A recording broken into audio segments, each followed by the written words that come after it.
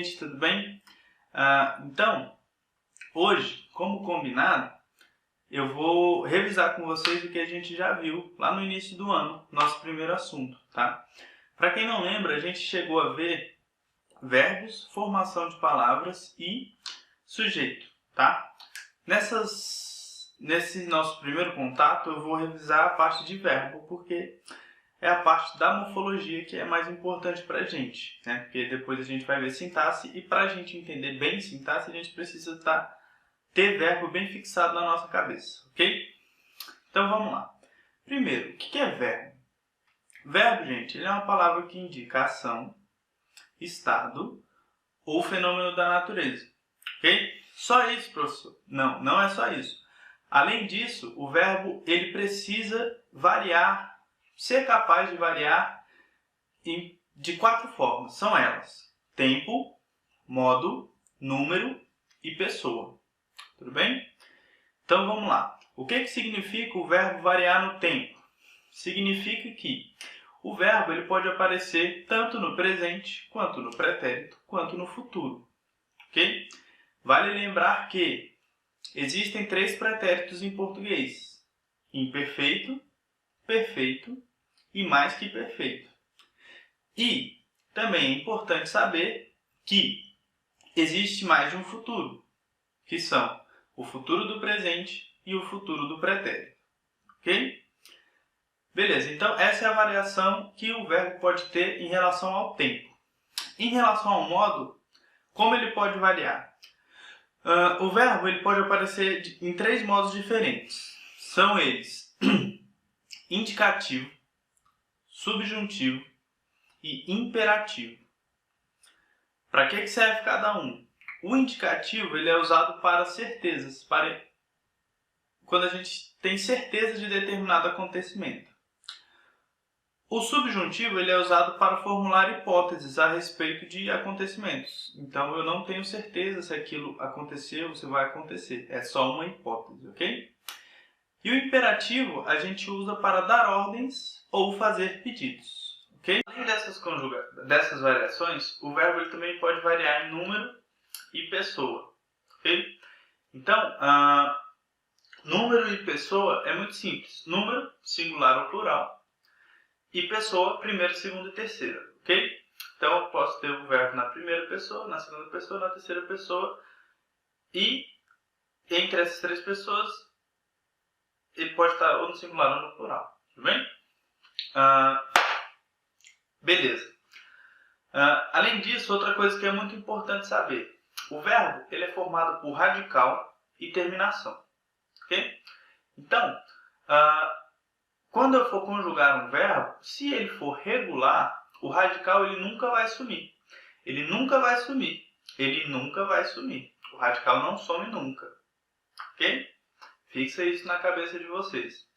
Então, por exemplo, se eu tenho o verbo brincar. O verbo brincar, ele tem essas 2 partes. O radical e a terminação. O radical dele vai até a letra C. É brinque. Ok? Então, não importa como eu for conjugar esse verbo, esse radical ele vai estar sempre presente. Sempre presente. Eu brinco, tu brincas, ele brinca, nós brincamos, vós brincais, eles brincam. Ok? E não importa se eu for para o subjuntivo, se eu for para o imperativo, ele vai estar sempre ali. Ok? E a terminação dele é o AR. Né? E o que é importante saber dessas terminações? A gente agrupa os verbos em 3 grandes grupos. E eles são colocados nesses grupos a depender da terminação deles. Então, os verbos que terminam em AR pertencem à primeira conjugação, que é o nosso primeiro grande grupo. Os verbos que terminam em ER pertencem à segunda conjugação, que é o nosso segundo grande grupo. E os verbos que terminam em IR fazem parte da terceira conjugação, que é o nosso terceiro grande grupo. Ok? Então, na primeira conjugação, nós temos verbos como amar, estudar, cantar, brincar. Ok? Na segunda conjugação, nós temos verbos como vender, colher. Ok? E na terceira conjugação, nós temos verbos como partir e o ir. Ok?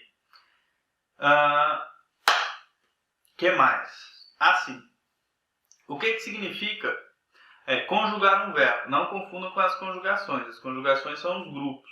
Tudo bem? Conjugar um verbo significa dar a ele aqueles traços que eu falei mais cedo. Tempo, modo, número e pessoa. Tudo bem? Então, vamos pegar de novo o verbo brincar. Se eu digo, eu brinco, o que eu estou fazendo com ele? Essa forma verbal, eu dei a ela tempo, modo, número e pessoa. Que tempo é esse? Presente do indicativo. Que modo é esse? Indicativo. Já falei, né? Indicativo. Qual é o número e qual é a pessoa? Primeira pessoa do singular. Eu. Ok? Eu brinco. Então, esse verbo, ele está conjugado. Por quê? Porque ele apresenta esses 4 traços dentro dele. Ok? Professor, existe maneiras do verbo aparecer sem esses traços? Existe. E que maneiras são essas? Como é que ele pode aparecer? Ele pode aparecer no que a gente chama de forma nominal. O que é essa forma nominal? A forma nominal vão ser as formas que não apresentam esses traços. Vai ser como um substantivo. Tá? O substantivo ele não tem tempo. O substantivo ele não tem modo. Tudo bem?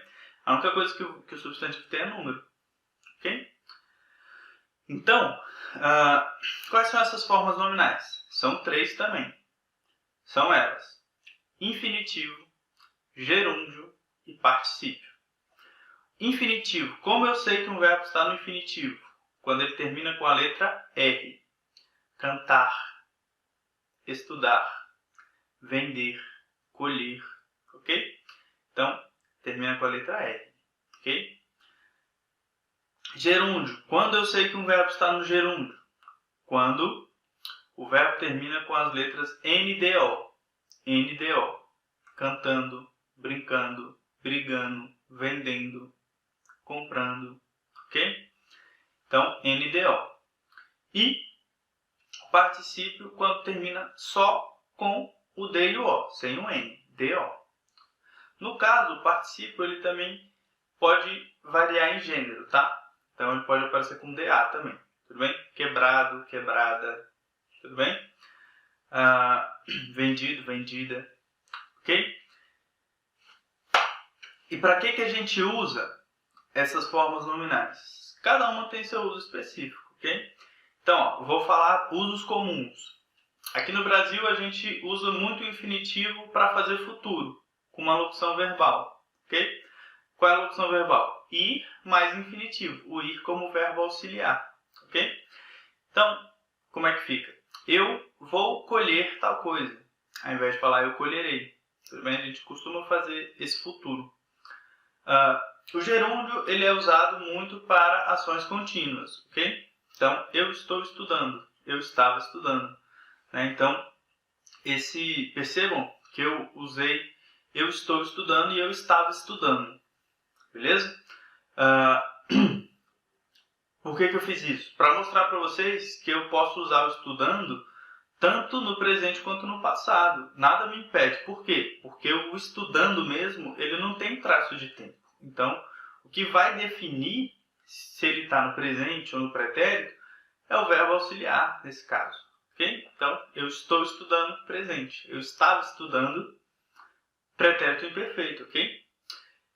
Além disso, além desses dois, né, a gente tem também o particípio. O particípio ele é muito usado para quê? Para fazer voz passiva. Então, a casa foi alugada, né? A lâmpada foi quebrada, essas coisas, né? A bola foi chutada por não sei quem, enfim. Né? Esses são os usos mais comuns, ok? Então, por hoje, meu vídeo vai ser só isso. Além desse vídeo, vai ter um material escrito, tudo bem? Vai ter um material escrito para vocês, para dar uma complementada nisso que eu falei, porque gravando aqui, às vezes eu esqueci de falar alguma coisa. Então, vai ter um material escrito complementando com esse assunto, tudo bem? Então é isso, até semana que vem, no nosso plantão de dúvidas. Espero que vocês tenham gostado. E qualquer coisa, me digam o que não ficou bom, o que eu preciso melhorar em relação a esses vídeos, ok? Pode falar isso lá pelo pelo grupo do Telegram que a gente fez, beleza? É isso, meninos. Bons estudos para vocês e até mais.